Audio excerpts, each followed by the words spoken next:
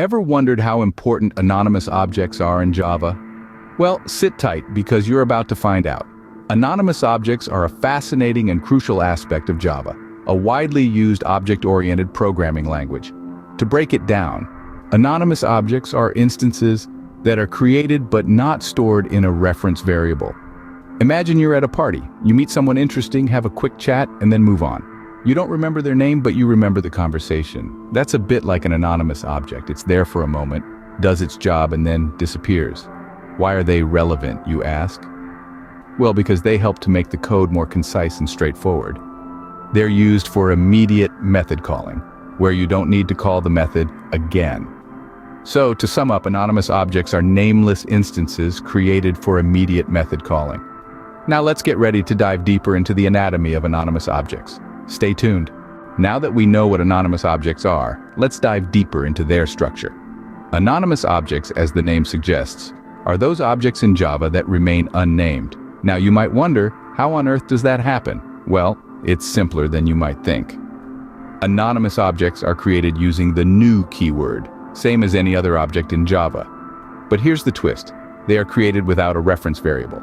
That's right, no name, no reference variable. It's like buying a book and not writing your name on it. You can still read it, but you can't claim it as yours without a name on it. This unique creation process makes anonymous objects a peculiar entity in Java. But what's even more intriguing about these objects is their use. Since there's no reference variable attached to them, they can only be used once. It's a one-time deal. Think of it as a disposable coffee cup. You use it once and then it's gone. Poof. To give you a clearer picture, let's consider an example. Say you want to call a method of a class. You can create an anonymous object, call that method, and then the object is discarded. There's no trace of it left. It's a swift, clean operation with no lingering evidence. It's important to remember that because these objects lack a reference variable, they cannot be referenced later. It's like sending a message in a bottle. Once you've thrown it into the sea, it's out of your hands. You can't get it back. It's a unique feature that sets anonymous objects apart from regular objects in Java. So what's the takeaway here? Anonymous objects are like the secret agents of Java.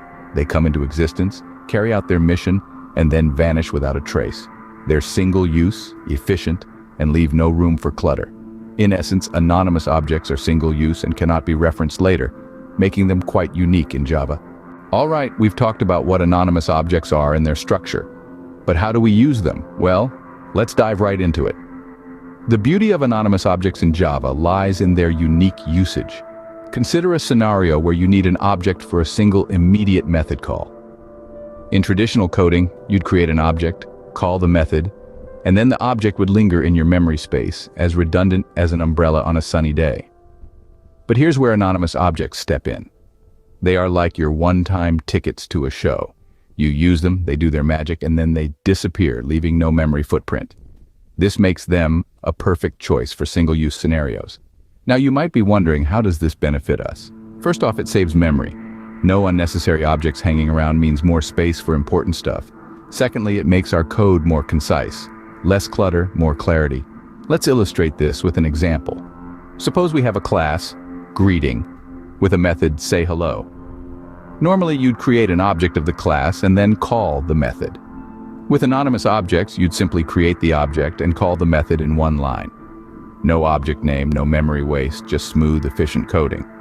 So anonymous objects can make our Java code more efficient and compact, especially when an object is needed just once. Let's quickly recap what we've learned about anonymous objects in Java. These are objects without a reference name, defined and created in a single statement.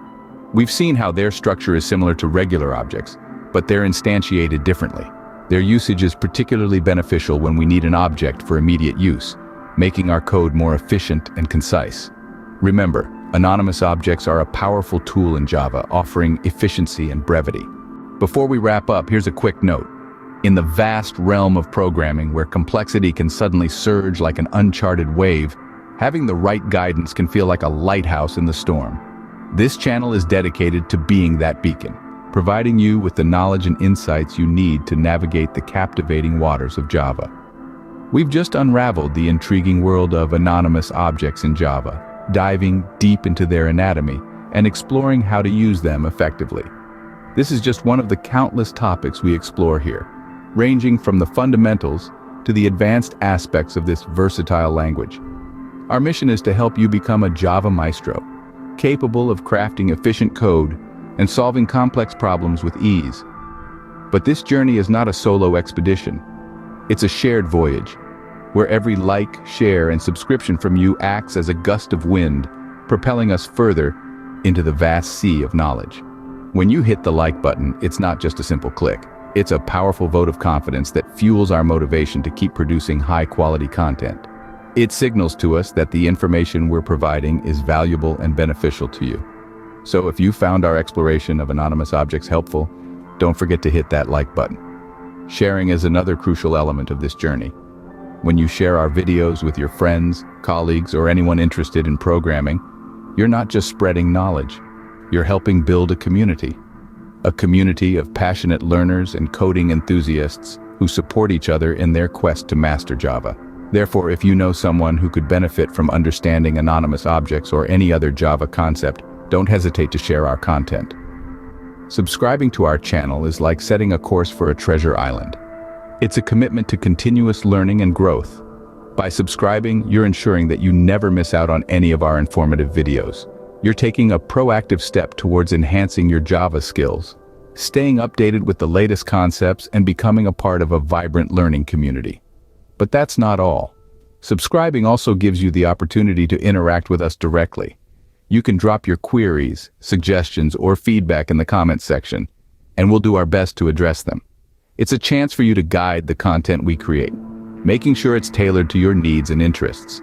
Remember, every journey begins with a single step. The path to mastering Java may seem long and winding, but with every video you watch, every concept you understand, and every line of code you write, you're taking a step closer to your goal. And we're here to guide you every step of the way. So if you're ready to dive deeper into the fascinating world of Java, take a moment to hit that like, share, and subscribe button. Let's embark on this exciting journey together, exploring new concepts, honing our skills, and unlocking the endless possibilities that Java offers. Thank you for watching, and don't forget to subscribe for more on Java.